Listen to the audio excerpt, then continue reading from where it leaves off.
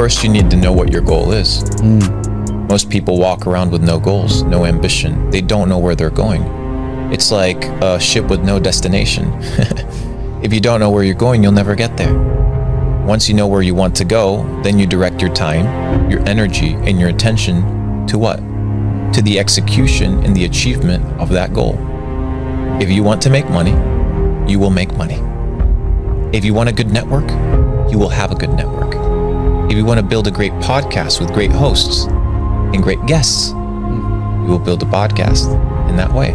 It's all about intention. But most people walk around in life thinking that life is just a big fat lottery. And it's just not that case. Those that live by the lottery of life most likely end up losing because you're just gambling. I don't want to gamble with my life. So what I do is I set a goal and then I focus my time, energy, and attention, which truly are the only assets that you have. So when a lot of people come to me, they're like, Luke, I have nothing. Brother, you and I have the same exact thing, time, energy, and attention. But what you use your time for, it doesn't yield a return. What I use my time for yields a return. You get paid in proportion to the difficulty of the problems that you solve. Elon Musk said that once. You get paid in proportion to the difficulty of the problems that you solve. Most people that don't make money, they don't solve problems. They don't spot problems. They don't capitalize on problems. If you solve small problems, you'll get paid very little. The guy flipping the patties, like Tate says, somebody's got to flip the fucking burgers. That's true. But they solve very small problems. So they get paid in proportion to what? Solving that problem. You put a man on Mars, you'll get paid in proportion to solving that problem. So you need to focus your time, your energy, and attention to solving big problems. And hopefully your goal is to serve humanity. So you align your goal with a servant's heart of providing for humanity. And of course, there's scammers out there. There's people that aren't good, but I'm not talking about those. I'm not talking to those people. I'm talking about people I want to build real, sustainable, and scalable businesses. That is going to require time, energy, and attention. But you need to know where you're going. What were the goals that you had when you came over to the States with the $200? And did you have the big goals, or did you have to figure them out yet? Or did you have a very clear goal as you have right now? My goal was freedom. That's it.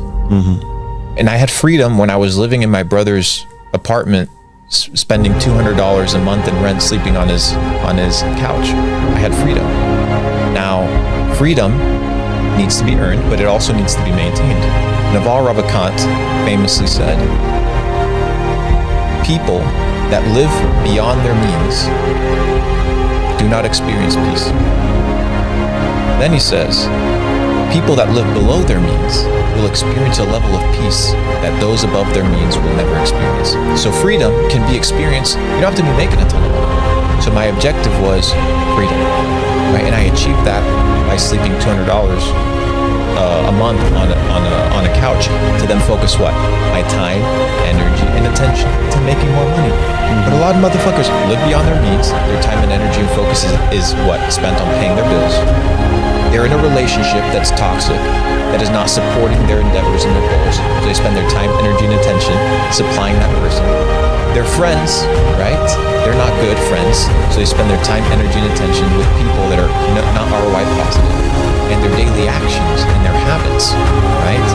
They spend their time, energy, and attention on those things that yield no results. And good relationships, good friendships, good networking, good habits, and I live below my means so that I can focus my time, energy, and attention.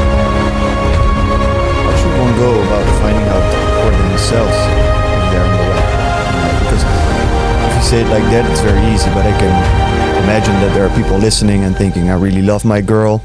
We fight sometimes, but then she makes me happy sometimes as well.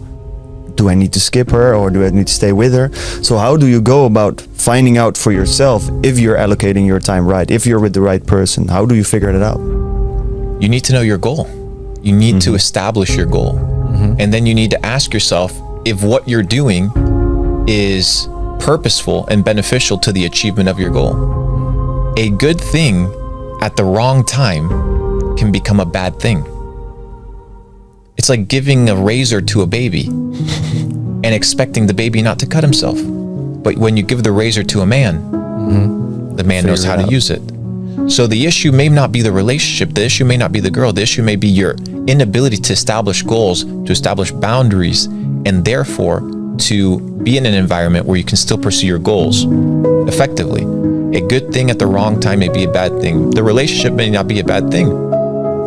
It may just not be the right time. So how does one go about setting goals? Because sometimes you hear about these things like set a date, set a number, make it, conceive it, see it every day. How do you go about making goals that really give you a goal to work towards? I often talk about the symphony of success. What does success sound like to you? Not what success means to me. Not what success means to your parents, to your friends, to the system. What does success sound like to you? What is your symphony of success? When you hear successful, living a successful life, what comes to mind? For a musician, it may be really good at playing an instrument. For me, it may be developing a phenomenal business. For an athlete, it may be developing a great athletic career. What is your symphony of success? It really depends on the individual. That's why there's no one spectrum of success. There isn't one number to achieve that defines success. That is my definition of success. But that is for me. Why? Because every person, beautifully, has been created to have their own specificity. So you have your own dreams, you have your own ambitions, you have your own symphony of success. You need to find that. And how do you find it? From deprogramming from the bullshit that everybody else has told you of what it means to be successful. You need to stop listening to others and start listening to yourself. But the problem is nobody knows how to listen to themselves. They're scrolling on TikTok, music on loud every day, when they're driving, fucking radio turned on, when they're home scrolling on their phones, when they ask for opinions, they ask for opinions from other people, they ain't even asking opinions from themselves.